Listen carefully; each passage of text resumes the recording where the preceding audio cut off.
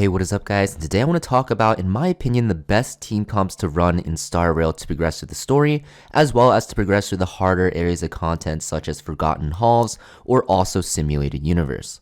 Now, if you pull other 5-star units, guys, you can actually replace units as you wish. For example, if you pull like a Seela, you can replace Dan Hung or whatever DPS you're using with her, except for areas you don't really want her element. If you pull like a Bailu, you can actually replace Natasha with her, except where you really need Natasha's cleansing, and so forth. All of these team comps are very flexible, guys. It's really up to your account and your luck and what units you end up pulling. All of the units that I recommend, guys, are going to be available just from playing the story out, and all can be used into the current version of the endgame and even clear the last world of Simulated Universe. If you guys are curious on how to clear Simulated Universe with great ease, especially for worlds 5 and 6, I definitely recommend checking out my last Simulated Universe video. In general though, guys, for a framework, I personally recommend, especially for newer players who don't understand too many of the game's mechanics yet, a very standard and safe team comp featuring a tank, a healer, a support or a sub DPS, and a main DPS. Also guys, a lot of people don't know this, but when you are forming your team formation, it is very important to put your tankiest unit on the left, the preservation unit. So there are different aggro tables in the game, as you can see on your screen here. You want your units that take the highest aggro to be on the edges of your team formation, because there are a lot of skills in this game that actually will hit adjacent units as well. And if your tank gets hit with this adjacent ability on the edge here, only one other unit will get hit on your team, whereas if she was in the center here, 2 units will get hit. Now, there are going to be other specific team comps that you might see other people use that involve no healer or even no tank, but I recommend using a healer and tank for now until you unlock more characters and learn the game, as it is the most consistent and the safest way to actually progress through the game without, randomly having your units die. The best options for these roles would be the main character or March 7 for tank, Natasha for your healer role, Asta for your support role, and Dan Hung as your main DPS for free-to-play options. Obviously, like I said, if you pull other 5-star units, you can obviously replace units with other stuff. For example, like I said, Natasha for Bailu, Dan Hung for Seela, March 7 for Gepard, Asta for even something like Pella, and they're very, very good options as well. But as a base framework, you should run these units for free-to-play units. However, guys, until you unlock the preservation path for your main character, which is unlocked after beating the first world last boss, I recommend running March 7, Natasha, the main character as your sub DPS, and Dan Hung, and then replacing March 7 for Asta to fill that support role and moving your main character to the tank role after you beat Jirillo's last boss and unlock the preservation path for your main character, which will also change his or her element to fire, as well as giving your main character a taunt and a huge shield to your team. Like I said multiple times previously, as you pull 5-star units, you can always replace units that you're using in your free-to-play team comp with upgrades, right? For me example, I replaced my Dan Hung with Seela after I pulled her very shortly after beating the story, and she is a better unit, but Dan Hung still works fine, and you can definitely clear content and pretty much all the content in the game with him as your main DPS. However, if you get unlucky and don't pull 5-star units, you can beat this game without too much trouble with all free-to-play and 4-star units, so do not worry too much about it. Don't feel like you have to remake your account, just make sure you are having fun.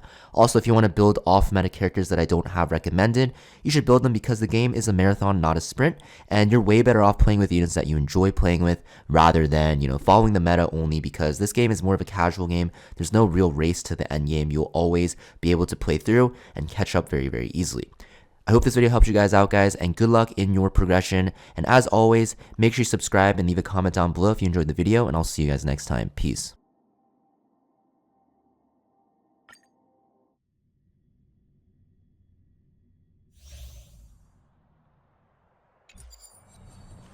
This will strengthen our position.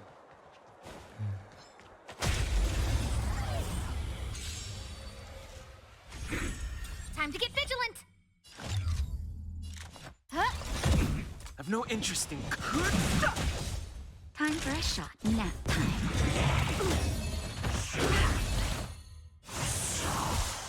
Not a scratch.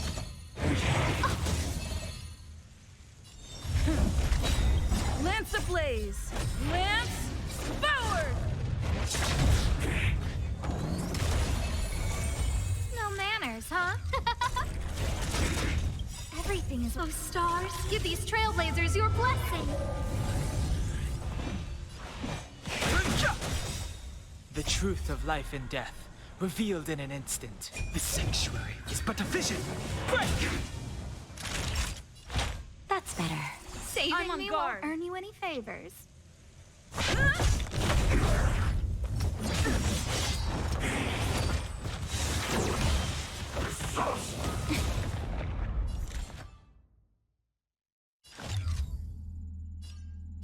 Who will it be?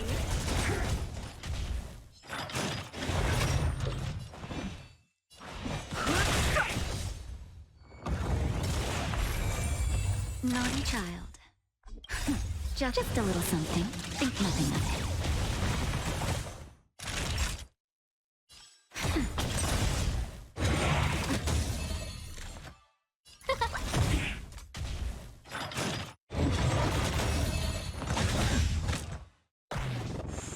Lance at the ready.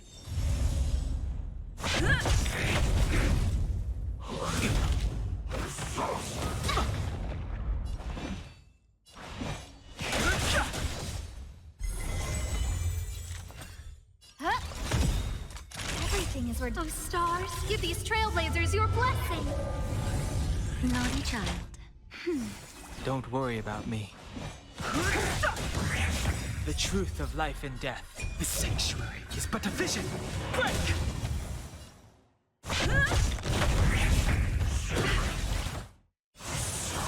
Who invited Lance you? ablaze. Lance forward. No manners. That's better. Nice teamwork. Fighting is meaningless. It's time. Who invited? Huh?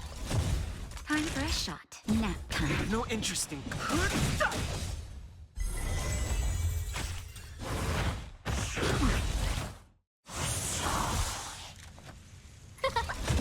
I'm on guard. Naughty child. The truth of life. The sanctuary is but a vision. Break!